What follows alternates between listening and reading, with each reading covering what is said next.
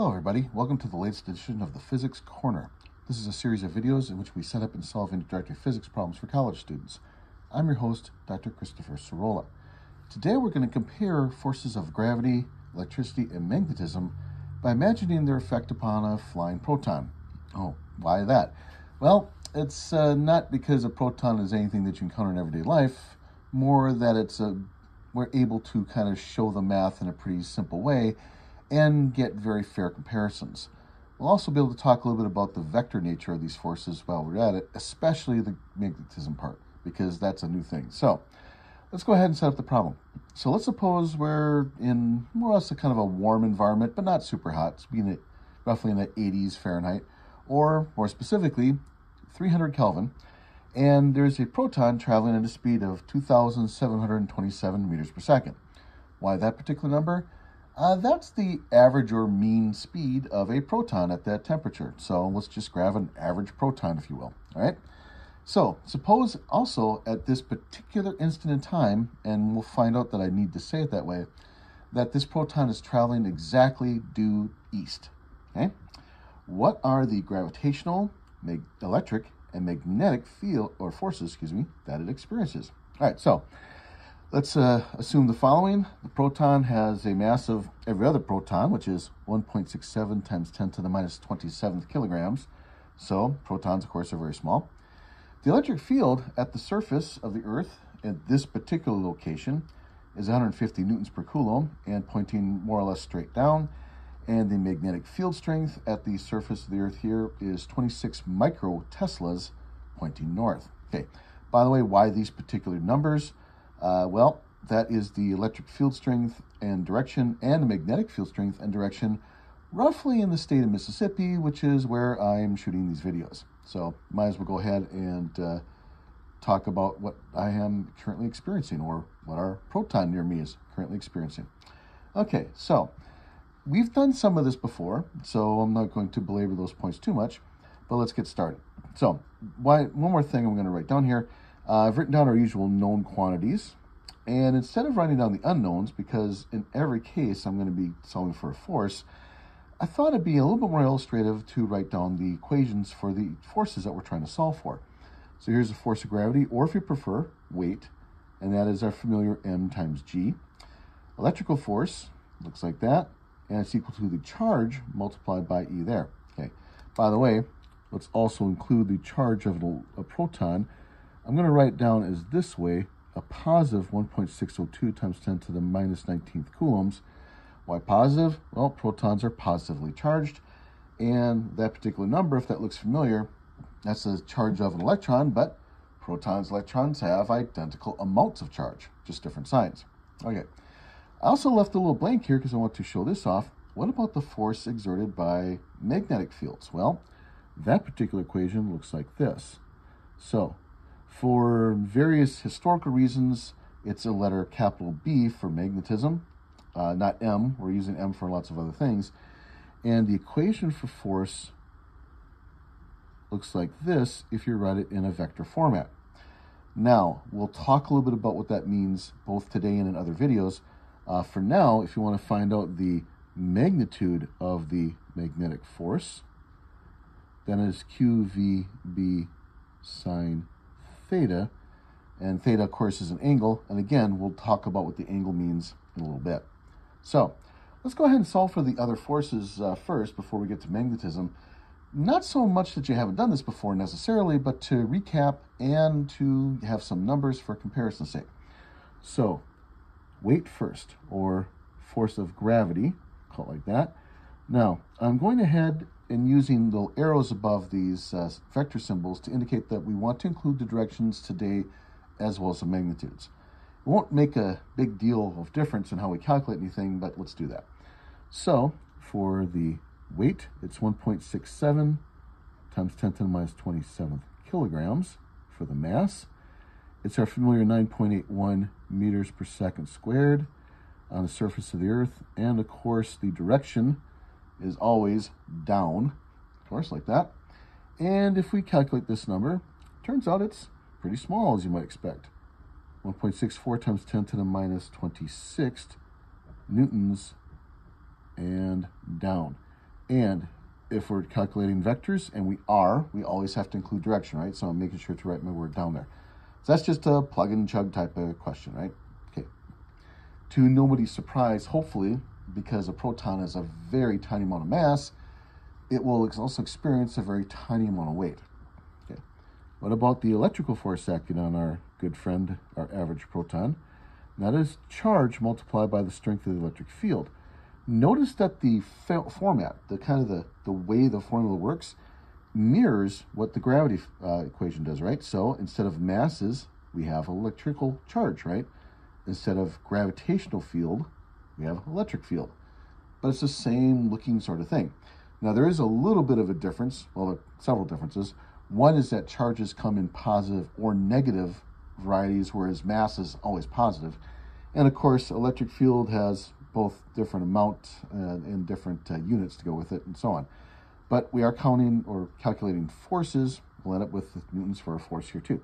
So 1.6 times 10 to the minus 19th coulombs. Electric field strength in this section is 150 newtons per coulomb. Down like that. And I'll write it over here to save some space. 2.4 times 10 to the minus 17th, make sure there's a point there, newtons. And because the electric field was also down, because this is a positive charge, that will also be down. So far we have these as our results. Okay. All right. Now comes the more intricate calculation and the more involved interpretation. What about the magnetic force acting on our charge? All right, so let's write down the amount first. So that's this equation here. This gives the magnitude. So I'll just write it without the bars, but also without the arrow above it, and that will just then represent the magnitude of our magnetic force. Okay, so QVB sine theta. All right, so let's write in some numbers. Now notice there's still a charge here. So 1.6 times 10 to the minus 19th coulombs. Now we have to include a velocity. Okay, well, let's go up over here. Oh, here it is. The average proton has a speed of 27 meters per second. So we'll write that. Okay. For the magnetic field strength, it's this number of Teslas. Now I wrote it as 26 times 10 to the minus 6 Teslas. If you prefer, 2.6 times 10 to the minus 5, but same thing. Last thing, what about the angle? Well, the angle is between the directions of the velocity and the magnetic field. So the velocity, we were told, is in the east, right there. Magnetic field, we were told, is pointing towards the north. The angle between east and north is 90 degrees, right? So it's sine of 90 degrees. That's what we'd write, okay? That's an important idea. Magnetic fields, or magnetic forces, both, it turns out, have an angle dependence on them that's even more involved, more explicit than, say, it was for the magnetic and the electric and the gravitational forces. And because of that, we have to pay a little more attention to it. So, crunch all these numbers together, and we'll get this as a numerical answer, 1.14 times 10 to the minus 20th newtons. All right, let me save some space to write down the direction in a moment, because we have to think about this a little bit. What does it mean, or how do we get a direction for this? Now, we'll have a separate video that talks a little bit about the right-hand rule and how to take care of directionality for magnetic forces and fields. But for the moment, let's think about this. So let me go ahead and draw a picture for it. So let's imagine we have our proton, and it's a positive charge, so we'll give it a positive sign like that. And let's suppose we have a normal sort of map situation right here. So going up on a typical map that we have, north is usually depicted as going up, and east is in that direction. So you can see, again, the right angle between those. Okay. What is it? And the velocity then is in this direction. The magnetic field is in this direction. So those are our directions in our pictures. What does it then mean, or how do we get an angle for this? Now, again, we'll talk about this in a separate video in more detail, but this big X here is not X as a letter. That's a specific kind of multiplication. Specifically, it's called a cross product in mathematics, and it's a multiplication of two vectors, and it's to get another vector. So, what does it mean when you multiply two vectors together to create a third vector? Well, the vectors all have to be at right angles to each other, or more specifically, these two vectors have to at least be in the same plane. They don't have to necessarily, of course, be in the same direction or at right angles, but if you want to get a result, they have to be in the same plane. And the result of the calculation, if you will, has to give you a vector that's perpendicular to those. What's a vector that's perpendicular to us? Coming right up towards you like this. So imagine we have a vector coming out of the page. Now, again, something else we'll show off a little bit later, but the symbol for coming out of the paper or out of a board is a little circle with a dot in it, kind of like a target symbol like that. Now, what is coming out of the board or out of the paper in a picture like this? If we're looking down on a map, so east is to your right, north is going up on the paper like this, what's coming out of the paper towards us? If going down is into the paper, then going up is, well, it's up. So we can call this up. And that would be the direction of the magnetic force acting on our proton. All right, a couple more comments just to quickly make before we wrap it up here. Notice that the force that dominates in this particular case, strangely enough perhaps, is the electric force. We don't tend to think of the Earth having an electric field, but it does have a little bit of an electric field. It's not something you encounter or worry about much in everyday life because you're really massive and you don't have a net charge typically. But a proton is very small and does have a net charge by definition, and so it does feel electric forces. Okay. Second thing is, if you were to calculate the acceleration, and that's something perhaps you can do on your own, you'd find out that it's a very large amount of acceleration, which is why I said before that we have to worry about the calculation for this proton at this specific instant, because the acceleration will be so large. And again, I think I'll let you handle that particular calculation, but the acceleration will be so large that it won't be going east for very long. It'll be going in a completely different direction very, very quickly. And because of that, we have to specify at that particular instant.